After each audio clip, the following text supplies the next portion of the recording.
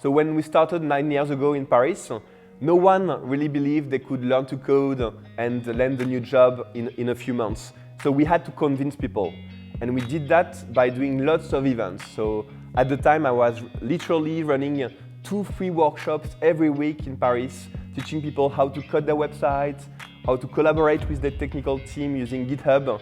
And that's how we started. I wanted to show them you can get these skills even if you are not from a technical background, and it can make you a better entrepreneur, or you can land a new job with that. And so for us, it was not a real business, it was really a human adventure. We were going to teach in Paris, in London, in Berlin, to small cohorts of very motivated students.